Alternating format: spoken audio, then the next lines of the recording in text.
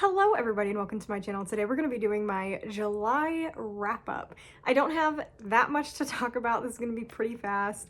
As everybody probably knows at this point, if you're watching this, I am having a very bad medical time. Basically starting first week of July, I started having a really rough medical time and I'm just kind of currently dealing with it. I would say it is starting to get a little better. I don't want to say that and then jinx it.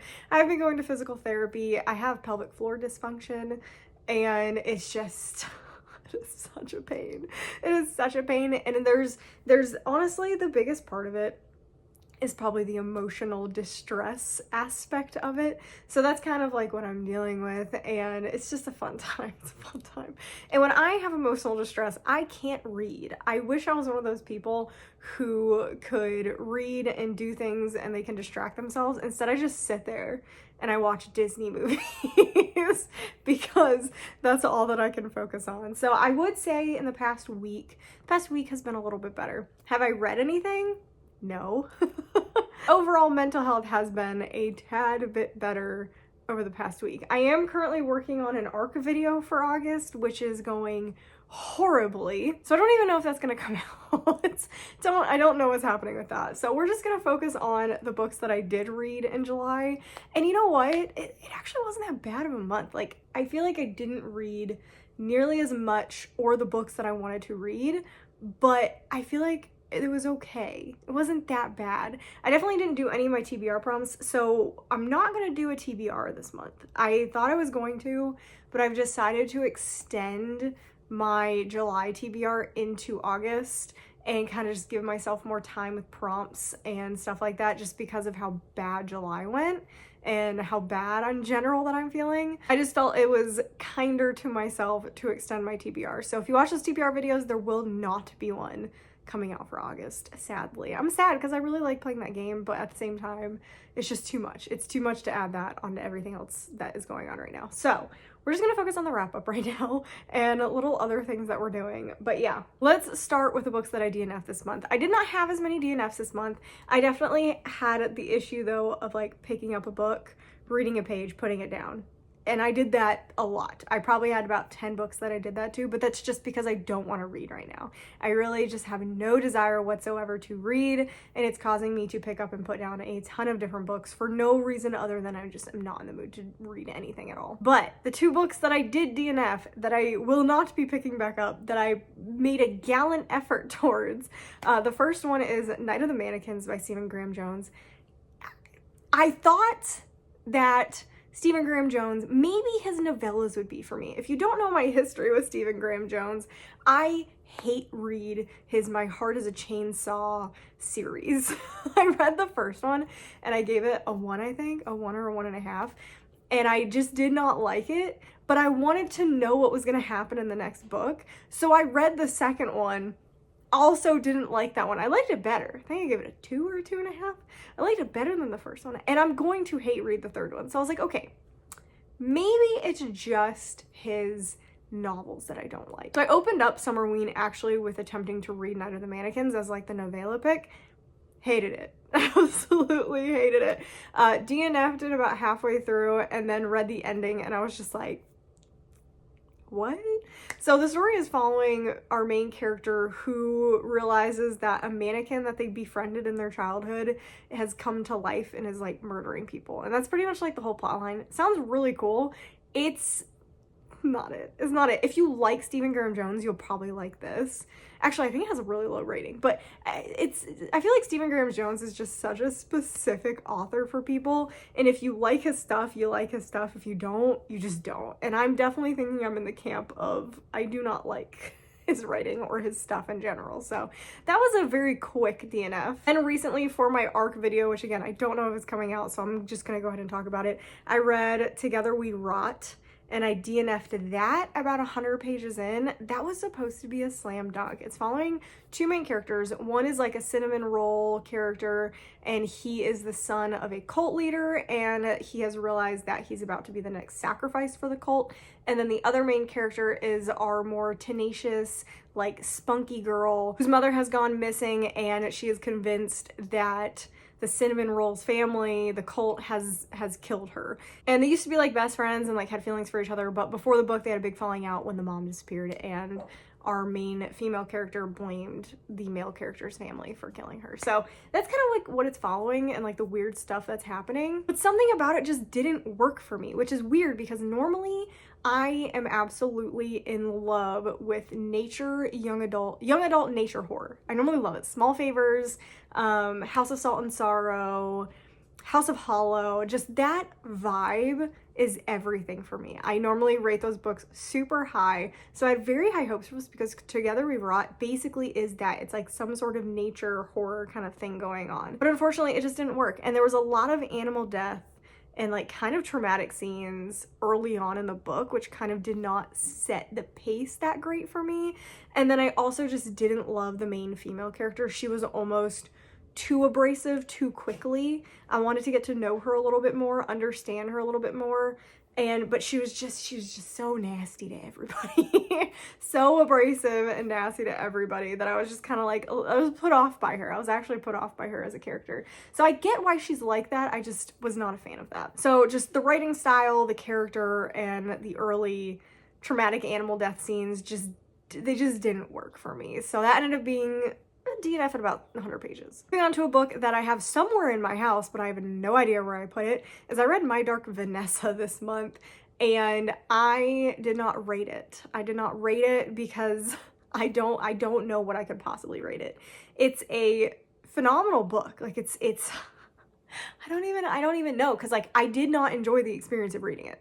I really did not enjoy the experience of reading it. It was a slog for me, but at the same time, it was really good.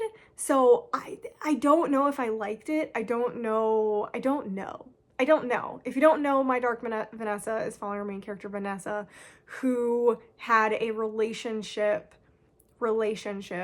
with a teacher when she was at a boarding school for high school when she was younger, and now she is an adult and dealing with the ramifications of that. And also the Me Too movement is kind of going on currently, and the teacher that she had a relationship with, because it's not a relationship, has been accused by multiple previous students of abuse. And so you're kind of going through My Dark Vanessa's point of view of it, which is so hard because in her head, she has framed the whole thing as a romance when it's not. It's not a romance. It's disturbing. And it's just like, oh my gosh, I wanted to like peel my face off as I was reading this book. It was so uncomfortable to read, but that was the point. Like you shouldn't enjoy reading this book. It should make you question things. It should make you uncomfortable. It should make you really upset. And it was almost too much for me because there were some very graphic scenes in there that I was like, I really didn't need to read that long of a scene, that graphic, and multiple of them. Like, I got the point with one of them. I feel like it was a little too much in there. At the same time, I get it. So I did not rate this one because I don't think there is a way that I could rate it. But yeah, I read My Dark Vanessa, and that was an experience. I was told it was going to be an experience, and it was an experience. Moving on to the other books that I read this month, I'm pretty sure everything at like this point forward I have in a video. So if you've seen my other videos, nothing is going to be surprising because I, again, didn't really read that much this month. Normally I have like, I feel like 15 books close to that I read, or like 12 to 15, and I think I have only 9. I have 9 books, and I think the only one I didn't talk about was My Dark Vanessa. So starting with our Summerween vlog, the books that I read were I read a graphic novel, The Princess and the Grilled Cheese. This is when my mental state went down. Like the beginning, like the first day of Summerween, I think, is when I had like my initial symptoms. And so immediately didn't want to read anything, immediately having issues. So for the graphic novel, I was going to read Monster Volume 2. Can't find it. Don't know where it was. If I was feeling better, I probably would have been able to find it because I would have had the motivation, but I had no motivation to find it. So instead, I got a copy of this from the library because it's one that I really wanted to read that came out this month. And it's so cute. It is so cute. So this graphic novel is a gorgeous, so much fun sapphic relationship. This is our main character. We're following Cam, and she is having to pretend that she is a man because of the rules at the time women are not allowed to inherit inheritances. So she instead has to become Lord Cam instead of her actual name, and moves to a different town once her father dies. And she has just taken on this new persona and obviously falls in love with the princess of the area that she moved to. And it's just so cute, and it's just, it's adorable. It's funny. The art is so fun. I mean, it's so funny. I'm actually gonna go, this is a library copy. I'm gonna go out and buy my own copy of it because I would love to reread this. And it's just, yeah, this is one that's kind of gonna go along with my Heartstopper rereads, where I just love them so much that I just want to keep rereading them. So yeah, I'm already like kind of in the mood to reread this because it's just so cute. This definitely helped my reading slump a little bit. I gave this 5 stars. It's adorable. It's adorable. It's so much fun. If you want a super cute, fun graphic novel, I would definitely check this one out. The next thing that we read for Summerween was You're Not Supposed to Die Tonight. This is the Waterstones edition because I thought I was gonna really like it, and I really wanted the sprayed edges. And I think I ended up giving this a 2.5. I did not like this. I loved the beginning of it. I love the premise. We're following our main character who's working at a realistic slasher camp. So you basically pay to get scared. It's basically a giant haunted house, but there's less rules. Like they're allowed to touch you and tie you up and stuff like that. Nothing that can harm you, but it's more in your face to the point where like the guests think it's real. And then if you survive the night, you get a t-shirt or whatever. So she works at one of these camps and she kind of organizes everything. And then one night she starts to realize some things are strange and some of her coworkers are going missing, and it kind of like devolves from there. This was so good at the beginning. This is everything like my idea of a slasher that I want, but the ending was so dumb. The ending was so bad. And now I'm like, maybe this author is also just not for me because this is the same author as Cinderella is Dead and This Poison Heart. I have not read This Poison Heart, but I DNF'd Cinderella is Dead. So now I'm just like, do I just not like the writing of this author? I'm gonna give This Poison Heart a shot. It may be my next Last Chance author vlog. I don't know. I have to bring myself up to like reading it because I just have no interest in reading her books. But this was supposed to be it. This was supposed to be like the book. This was one of my most anticipated books of this year. And this turned out to be such a major disappointment. The ending was just so bad. And that's pretty much what everyone has said. It seemed like this should have just been a super simple hack and slash slasher kind of book. And she tried too much at the end. Like it was too much at the end. And it just got weird. And it was stupid. It was really stupid. So that's pretty much, if you go on Goodreads, most people are like, what was the end? Like, what was that? So that's how I felt about it too. The last one that I read for Summerween was I'm Not Supposed to Be in the Dark. This was so good.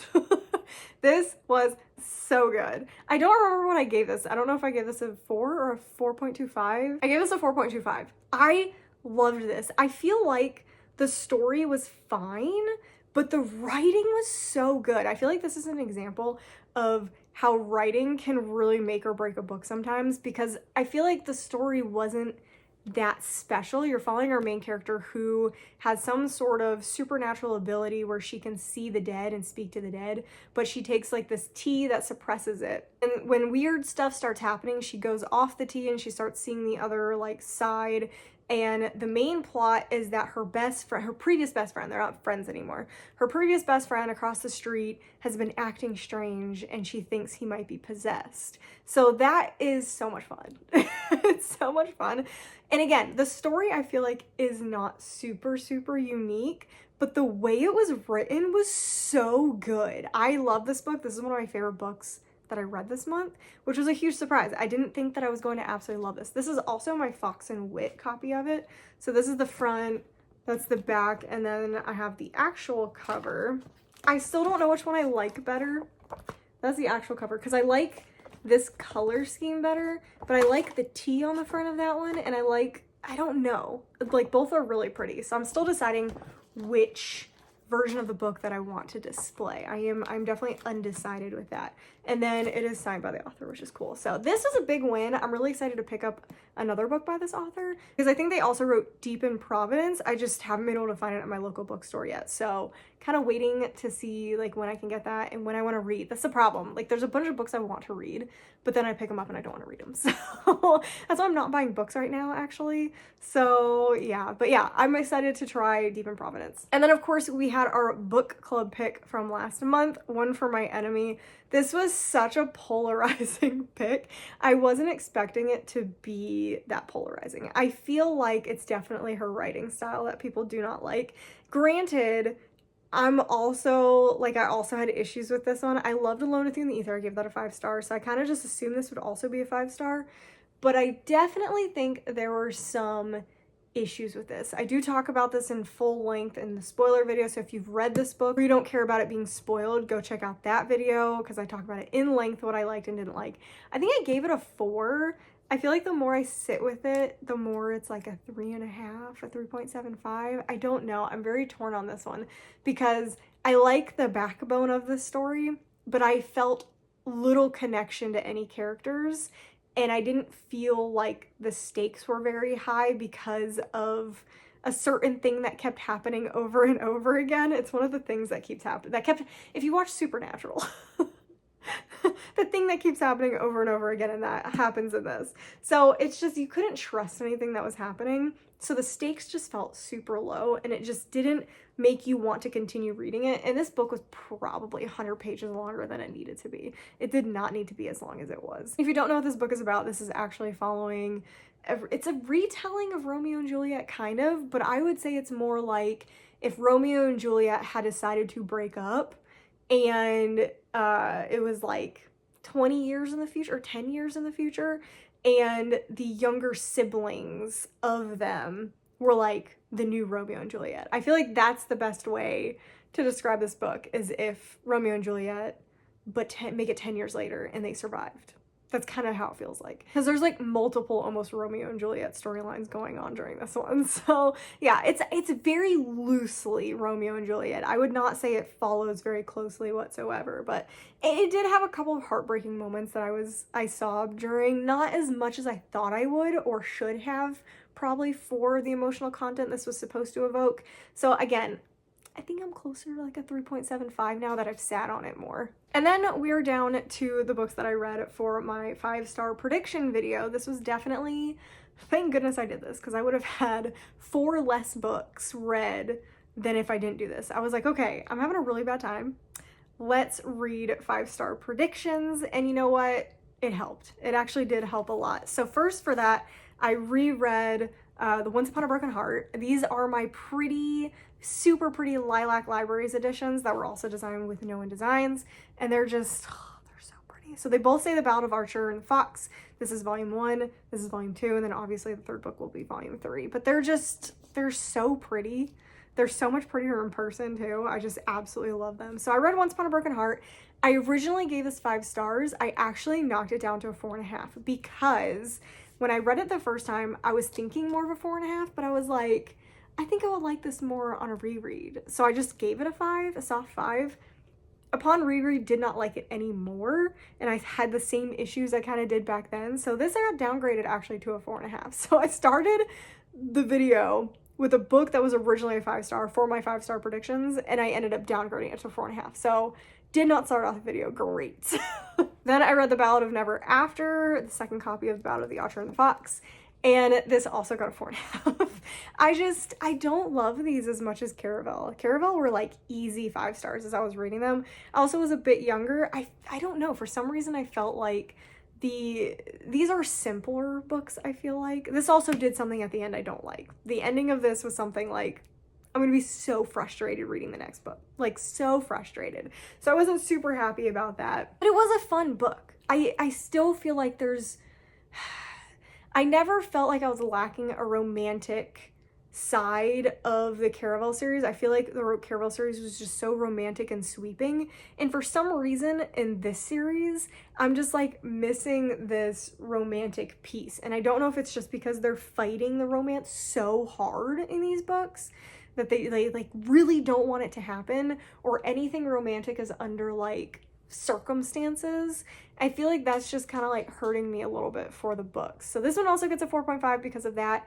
And like I said, the ending, I really don't like where they went with the ending. And next, for that 5-star prediction video, I read Divine Rivals. Guys, I feel so mad. I'm so mad about this. I think I gave this just a solid 3-star. Just wild. Because the reason that I thought this was going to be a 5-star was because, number one, I've read Rebecca Ross before and I gave it 5 stars. I gave it 5 stars. And it was like her debut or like one of her first books. So I feel like it can only get better from there, right? So I was like, okay, another Rebecca Ross, I'm gonna love it, 5-star. And anytime I read a Rebecca Ross, she does a lot of standalones, so I really wanted a second book. I thought it would have made it even better. So I was like, oh, this is a duology, so finally I'm getting a second book to one of her books, and that's gotta make the series even better. No. So like I said, 3-star. So yeah, thought it was gonna be 5-star because I've given her 5-star before, and then everyone's been loving it. Everyone's been absolutely loving it, and I was like, I am a young adult fantasy person. I love this stuff. I love young adult fantasy romance. I absolutely love it. It is my favorite genre. It didn't work for me. It just did not work for me. I did not connect with the romance. I didn't connect with the romance between the characters. I didn't love that. It said that it was going to be like a romance between 2 enemy reporters, and I thought it was going to take place with more reporting and more investigating, and instead, like, it was only the beginning that was actually like at the investigative place. They then went to like the front of the war that's going on, and it was fine. It was fine. It was just not exactly what I wanted, and I didn't feel an emotional connection between the characters. Again, this is another one that I really didn't like the ending. I actually was okay with this book until probably about halfway through. I was thinking maybe 4 stars, but by the end I was like, I want this book to end. And I hated how it ended. So there's just no way that I could rate a book higher than 3 stars, that I was literally just like, okay, let it be over. And I was really tempted to skim. So there's no way I could rate it higher than a 3. But I also like, I think it could be really good in the next book. I just don't know. I don't know. I was not impressed by this book. Really sad. The writing was still really good. Like, her writing's really, I feel like this is the opposite of the other one, like where writing saved the book. I feel like in this case, even though the writing was really good, the storyline just could not, it just didn't. It didn't work for me. The writing could not help the storyline. But I know a lot of people love this book. This is definitely, I'm on an island by myself on this one. So I'm just sad. I'm sad. But I'm definitely willing and going to be reading the second book, and hopefully maybe as like when I read the second book, I'll end up loving this one and I'll just reread this one. I don't know. Then the final book that I read for the 5-star predictions, this was like a soft 5-star prediction because the first book I gave 5-star, the second book I think I gave a 4, and then I was like, okay, maybe she learned from the second book, because my main issue with the second book was that I didn't like the main female character, and I thought the end, again, was dumb. I'm having issues with the endings right now. This one, I liked the main character significantly more. I liked him not as much as the other male leads in the past. That hurt a little bit. I didn't love him as much. I also got sick of hearing about how big he was and how he was the size of a fridge. It's just stupid. I love how she was almost throwing it in the face of the reader when she described our main character, because normally her main characters are tiny, petite, they're like 10 pounds, etc. And she's like, I have medium hair, medium build, medium face, medium everything. And I was like, that feels intentional. That feels intentional. But I liked it better. Now they just need to switch up the guy. He does not need to be the size of a barge like Gaston from Beauty and the Beast, okay? Doesn't need to be a monster. Doesn't need to be the size of the Rock, because that's not normal. So that set it off not great. I loved his brother, Greg. So funny. Loved him. But again, I don't know what it was. I gave this a 4-star. I think I did like it more than Love on the Brain, but I don't know. I still just wasn't there for this. And I feel like, again, it was just too similar to the last two books that I was just like, okay. And I started getting bored. This one just felt really long. Like, I feel like the last two I read super fast, and I did read this super fast, but I felt like it was a slug through the center of it. I feel like the center of it was just so slow and boring. And I feel like this one didn't have as much of a plot as the other two. Like, this one was literally just her trying to get a job the whole time with interviews and talking to him and her friends. And I felt like it was more meandering than the other two. So that kind of hurt it as well. I wanted more of a plot and more intrigue and more etc. A lot of people talked about how this one had more science in it than the other two. I didn't see that. Like, I really didn't see that at all. I was really excited for there to be more science because I'm STEM. So I would have loved to see more science in this, but I did not. I did not. I also would love for us to branch out. I know her specialty is, I think she's a neuroscientist. Yeah, she's a neuroscientist. I would love, but I feel like every character she's done so far is like a physicist. Or I guess the first one was she a biologist in the first one? I don't know. I would love to branch out and do more medical professionals. Like, maybe the next book do a nurse or a doctor, or my field, which is medical laboratory science. I would love to branch out a little bit into the other sciences. So I think that would be fun because physics is definitely my least favorite out of all the sciences.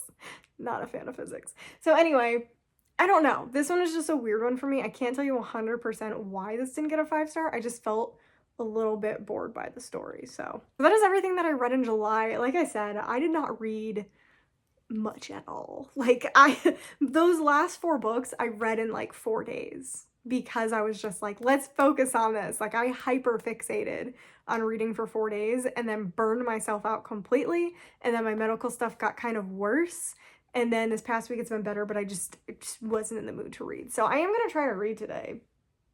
Don't know how well that's gonna go.